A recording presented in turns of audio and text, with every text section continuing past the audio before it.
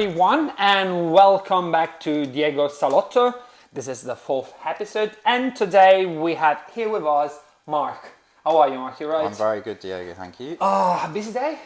Yeah. Busy day. You know what it's like. Yes, Early it is. mornings. Yes, I know. Yes, I know. Yes, Early I know. mornings. So, Mark, apart from your name, present yourself.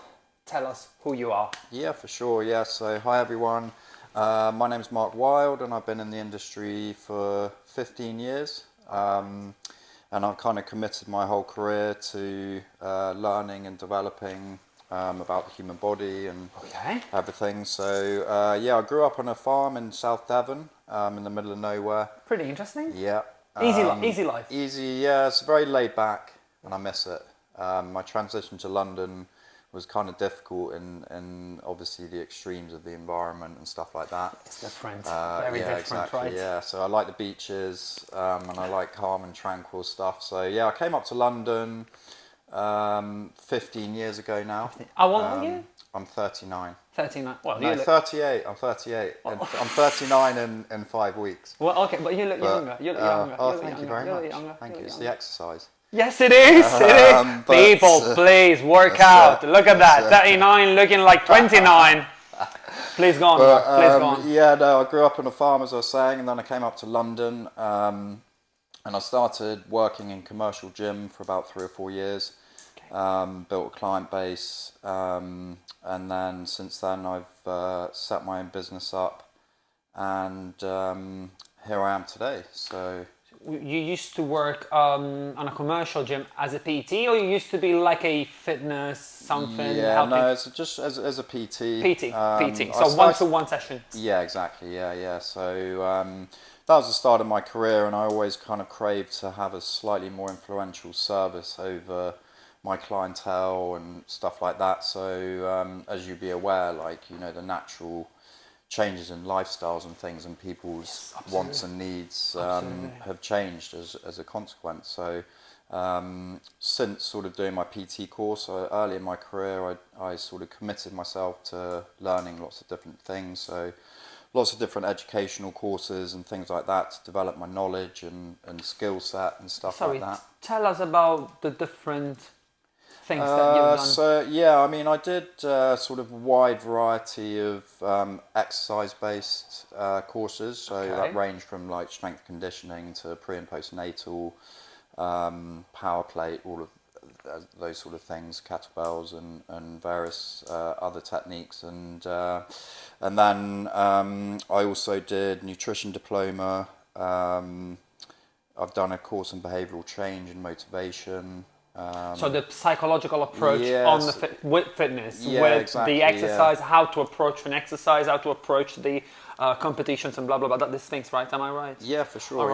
All right. Yeah. So exactly. Yeah, and I mean that the sort of mindset. I mean, I went through a tough patch myself a few years ago, and you know, that taught me a lot about exercise and the benefits for mental health, and then obviously with the snowball of changes in lifestyle and the development of technologies and stuff like that, and people became. I just became more of a sort of life coach to my clientele. Like a mentor. Yeah, exactly. Yeah, and that's exactly what I do.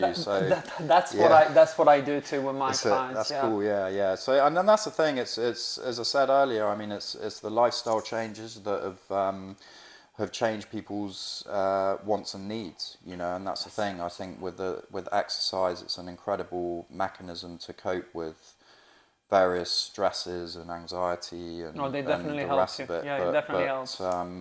But it's also, you know, I noticed early in my career that I was just a trainer. And that was something that people would come and see you. What do you mean? What do you mean? What do you mean by saying you were just a trainer? So in a way, I mean, I was delivering a service, and people seemed, you know, for me, I focused very much on being as efficient as I can, because when you're efficient, it makes exercise effective. And so for me, I was very much like, my clients would come and see me. They were there for the own, you know, sole reason really to have a good workout.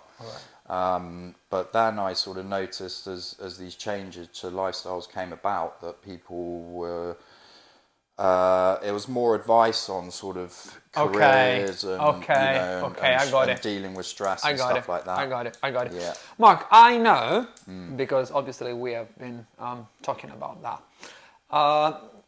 after your, well, that was a very long run while you started for a thing, and then you tried to evolve yourself and move into a more like a lifestyle coach, right? Yeah, for sure.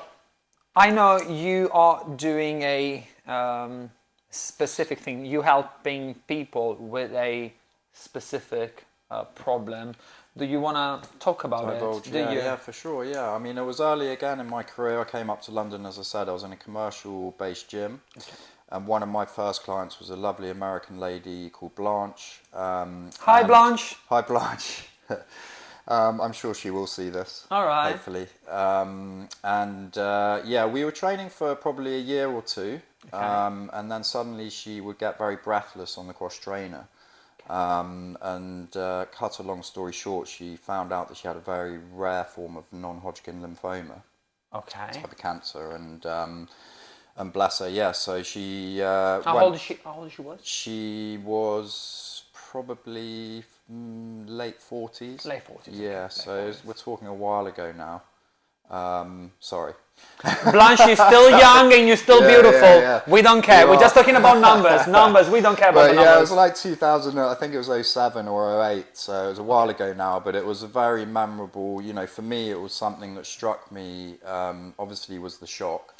Yes. Because we'd built a good rapport, and obviously, you know, my first instinct was to try and help her, and that led me to sharing that journey with her, in terms of going through all of her treatments and things like that. So it was initially it was sort of more of a prehab role.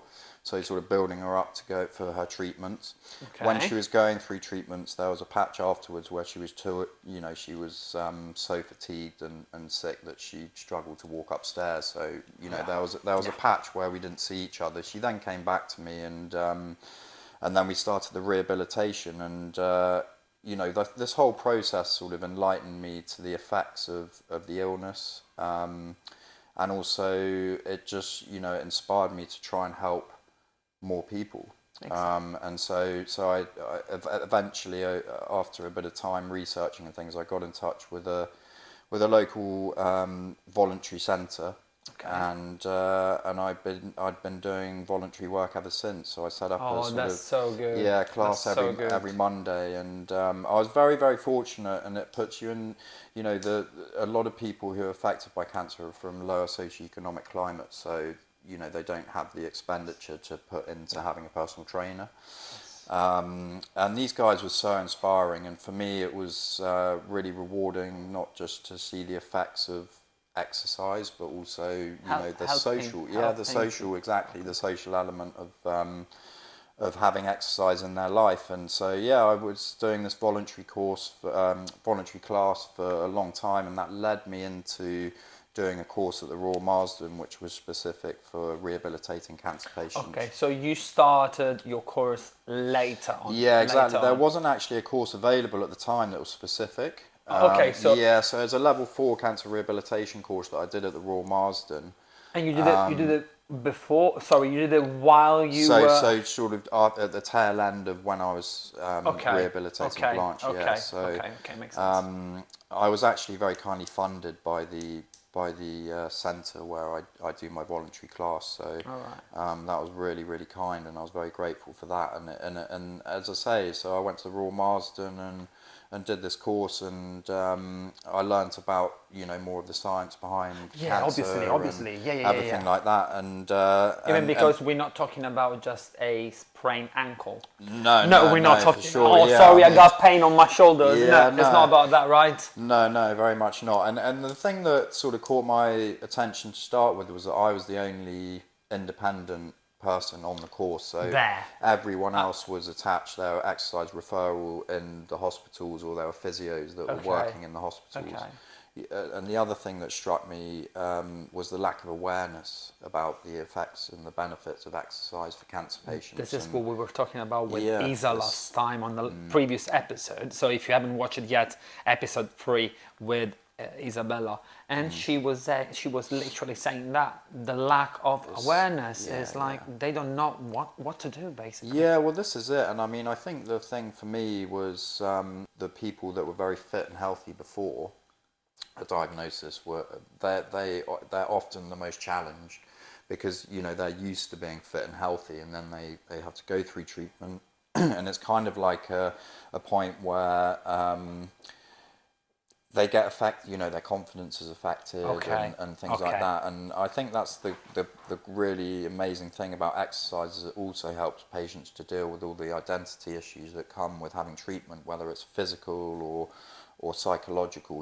These side effects are something that affect everyone. And and that's the thing. If you can have someone who's completely fit and healthy before a diagnosis, and then they get diagnosed and they come back and they come out of that. Yeah, no, psychologically kill them. Absolutely, absolutely. And as you pointed out, I mean, they're not 100% sure of what they can do.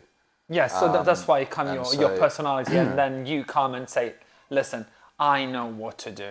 And probably that's why the thing that driven you literally to do that, because you noticed the lack of it and that were no help for anyone, and then probably that might be the reason why you started doing it. So let's move back to Blanche's story, or if you had any other client story that would you like to share. What am I really interested in is, I want to know the reps number, the sets, the intensity, how many times per week were you training with them?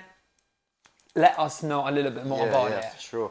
With Blanche, I mean, for her, in terms of the prehab, you're looking at obviously your main priority is to make them as fit and strong as possible. Right. And they obviously are affected by the illness, so you have to take that into consideration in terms of the intensity. So you may be doing repetitions slightly more slower and controlled than you normally would. Time under tension. Exactly, yeah. So I call it just building their foundation. So just cardiovascular fitness, building that up, and then obviously the muscular strength and the endurance and their flexibility.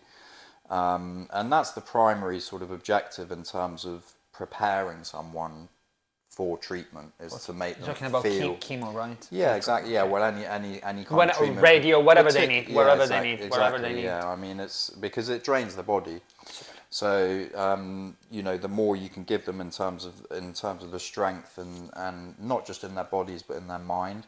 To go into. I agree with that. Not just in the body, but in their mind. So very, that's very the thing. good. Yeah, because I mean, a strong body. If you're confident and you feel strong in your body, then they're psychologically more in a position where they feel that they can really win the battle. Fight. Yeah, they can fight.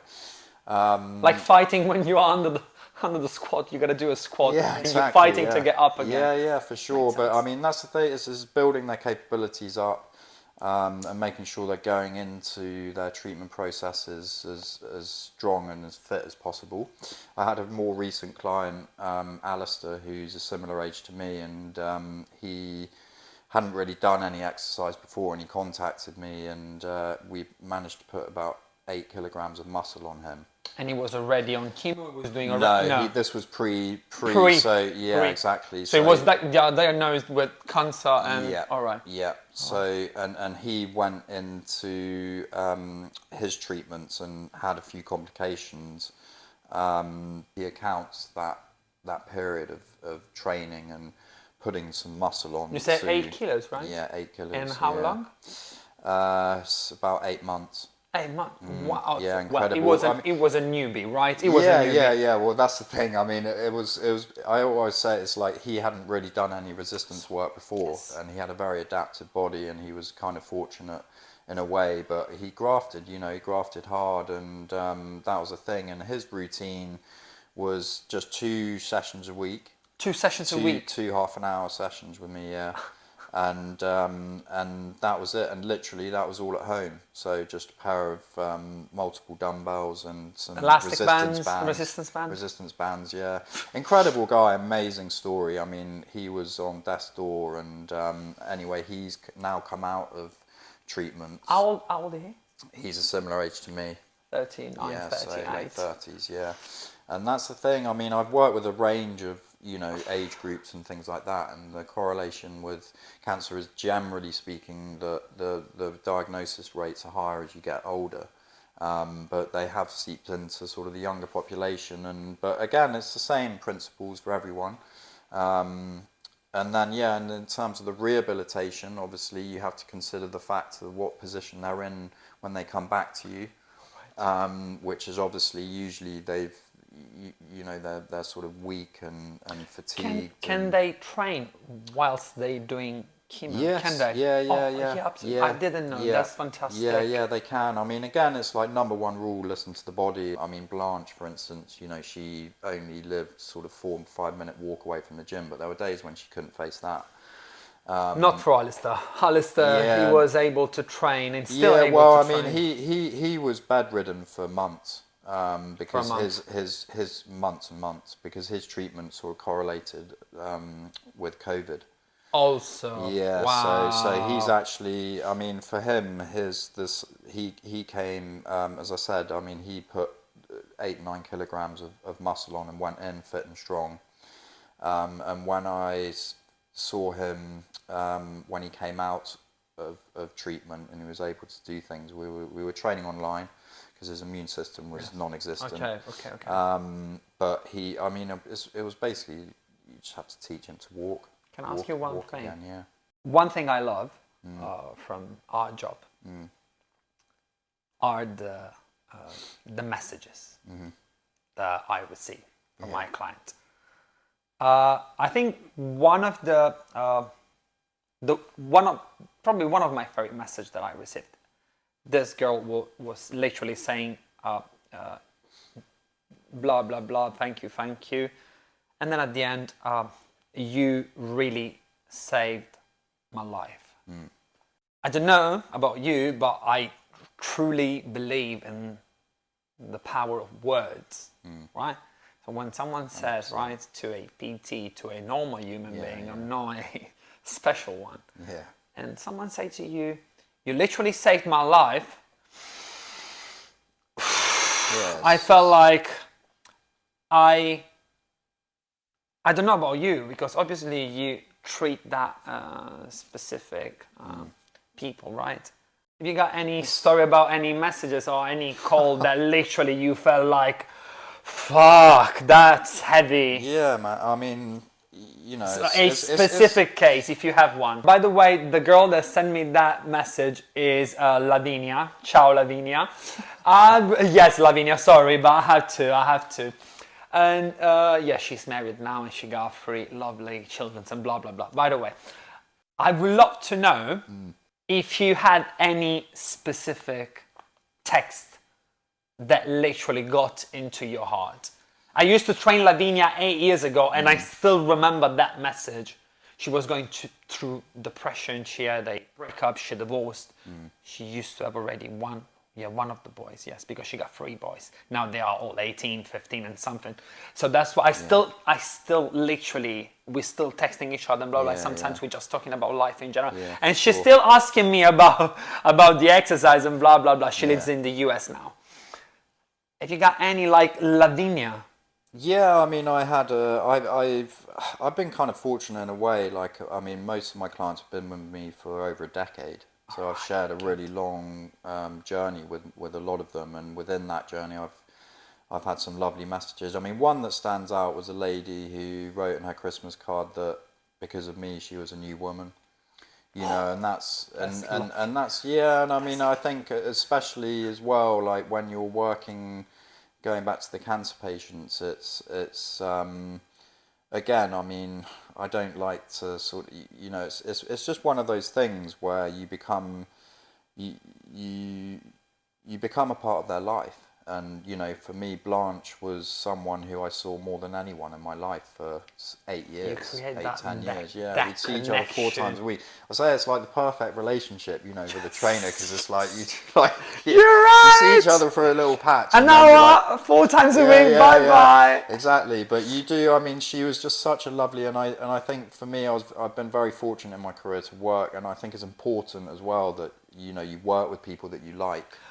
And that for me is something that I've been very fortunate with, and she was the beginning of that, and ever since then I've worked with some amazing people, and I've been very fortunate that a lot of them have given me a load of nice compliments, but I'm not the kind of individual that takes compliments easily. Yeah, no, I know. But I know. it is. I mean, I've had some lovely words, like Blanche wrote me a testimonial, and you know, it just brings a tear to your eye sometimes, because it is a case of, you know, sometimes it's a case of life and death. Yeah, and you could see and you could notice in Blanche's words that these words, they were like real, like true. Yeah.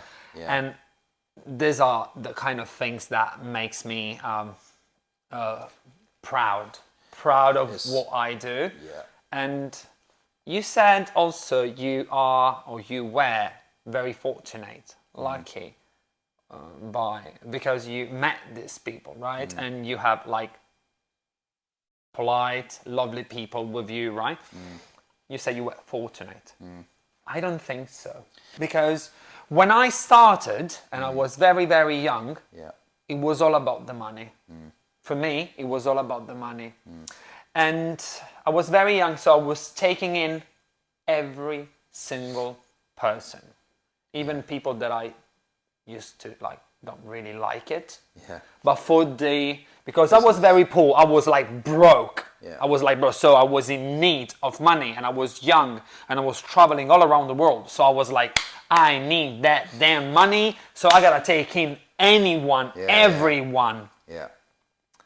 Right now is a little bit different, right? And probably is because also I grew up a bit and I'm a little bit wiser, and I know how to talk with people a little bit more.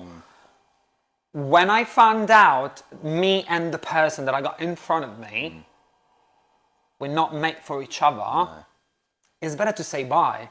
Because then it's not about the money, because once you spend your time or your life in a gym for 10 hours a day, right? You gotta be happy. You gotta know, okay, she's coming. Wow, that hour is gonna fly. We're gonna do so many things. I'm gonna push her. She's gonna be happy. She's gonna sweat. She's gonna cry. She's gonna do a new personal best. This is for me the best thing about our job. 100%. It's nice. They think, they decide to work with me, but I think it's halfway through.